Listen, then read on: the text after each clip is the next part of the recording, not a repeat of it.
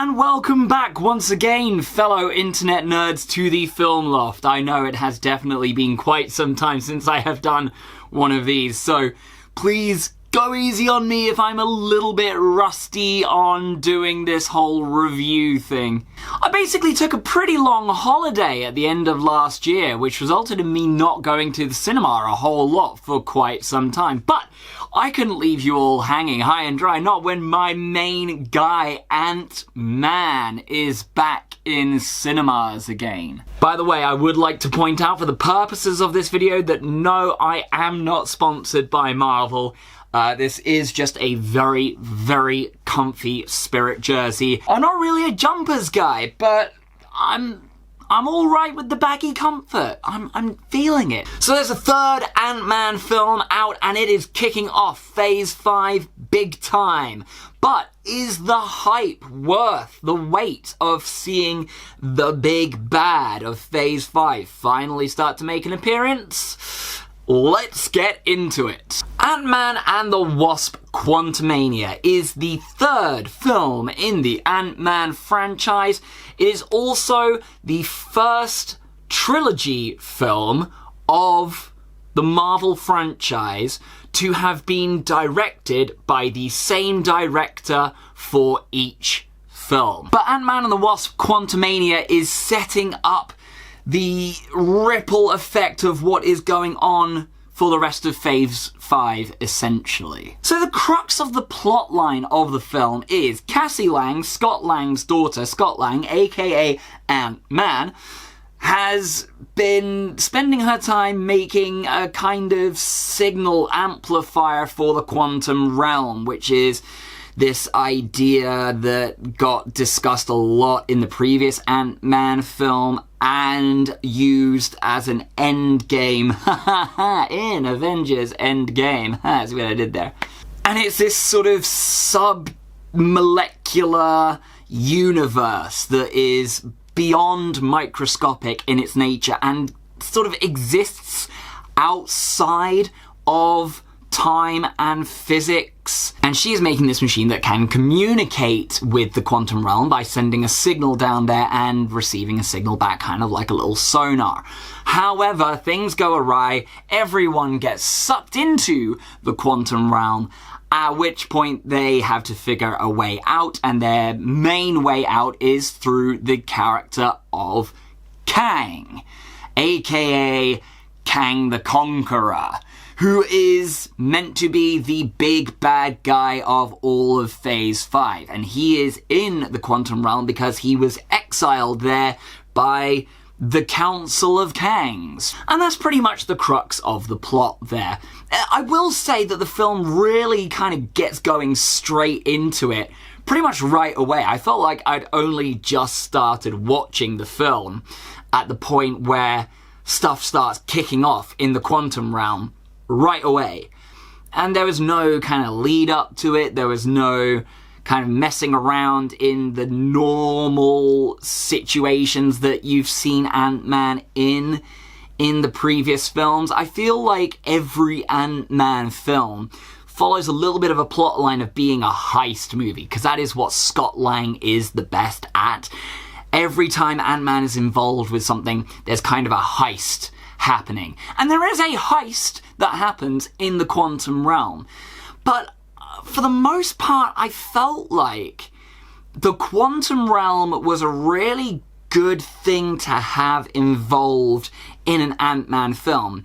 But I felt like it also stole a lot of the show away from the main character of Ant-Man. The thing that I really liked about Ant-Man and Ant-Man and the Wasp is that Scott Lang is kind of a little bit always a fish out of water.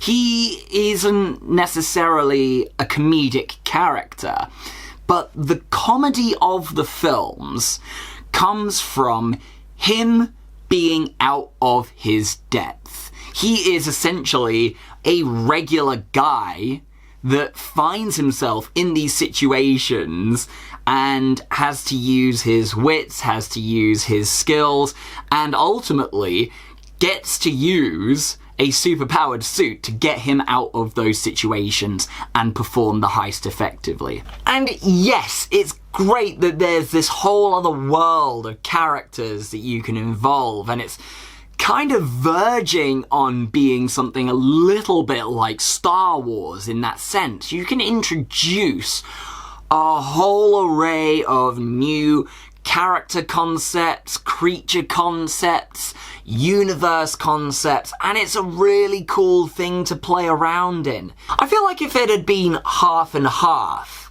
like half of the film was him trying to find a way into the quantum realm and have to think his way in there, and then the other half of it was him trying to think his way out of the quantum realm again, that would have been a very different Ant-Man movie and would have felt a lot more in line with what we know to be true of the Ant-Man character. And also there was this one joke around at the start where everyone was kind of mocking Scott Lang for having written a book about his life as Ant-Man and what he'd done and all of the hero exploits he'd gone on. And I was kind of sat there thinking, hang on, Ant-Man basically saved the entire universe. You don't have to do anything after that point. You don't have to, like, upgrade yourself from that point. Like, you saved the universe, basically. You could write all the books you want. And again, like I said, I feel like the comedy value from this film came a lot less from Scott Lang being the fish out of water. And there was so many comedy moments from things happening in the quantum realm that was like an unusual flavour of comedy.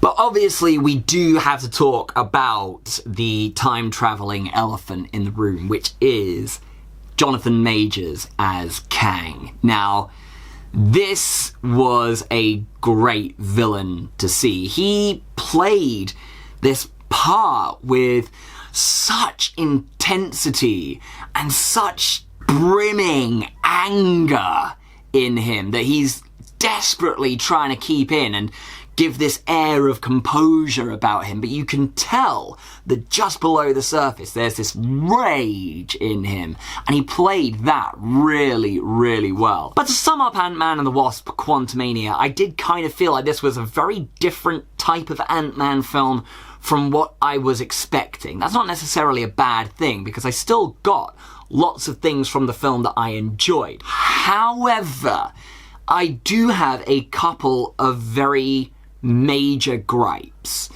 The first one is that it felt very much more lofty than the previous Ant-Man films. And what I liked about Ant-Man was the relatability of the character. And also the ensemble cast from the rest of the Ant-Man films were very noticeably absent. The whole running joke of a lot of the Ant-Man films is that Michael Pena as Luis is there to, like, sum things up. And that was not in this film. And I don't know if that was kind of someone at the head of Marvel Studios coming down on the writers and director of this film, going, this film has a responsibility to perform X, Y, and Z tasks for setting up things to come. And in order to do that, a lot of the regular stuff that you would expect to see in Ant-Man kind of got pushed to one side to achieve that. Or whether it was just that it's moved on in its nature, I don't know. But another gripe that I did have is that while the quantum realm looked a certain way and it felt kind of cool to see that as a setting because it's not something we've seen in any Marvel film before, there were so many shots in this film that didn't feel tangible.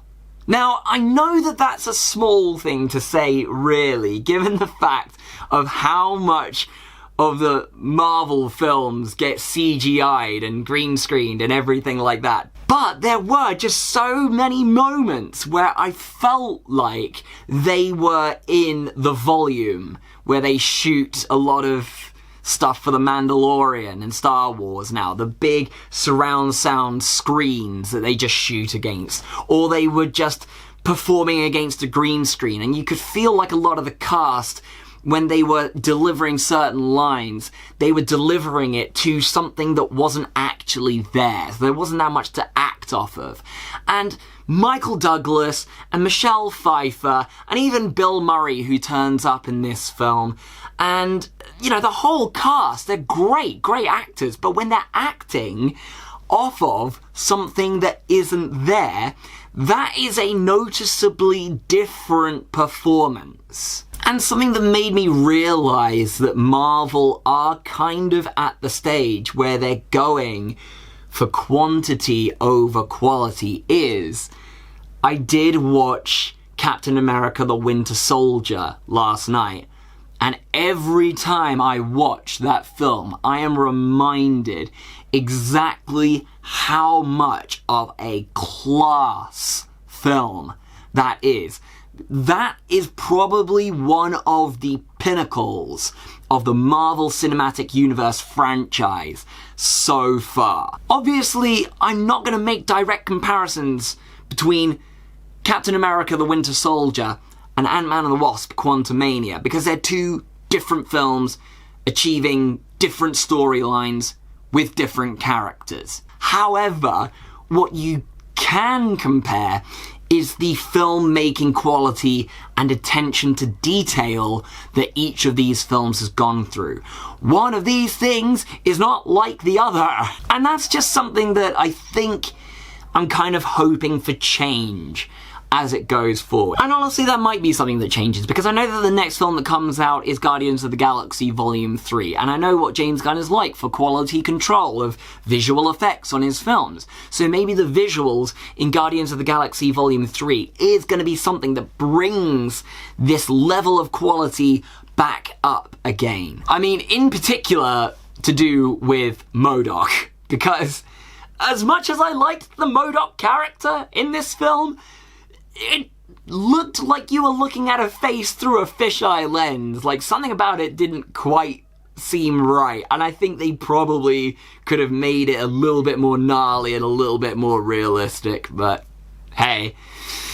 So with that in mind, Ant-Man and the Wasp Quantumania does get 3.5 stars from me, mainly because I enjoyed it, I had a good time, I laughed, I enjoyed the premise of what it might set up going forward in the Marvel Universe.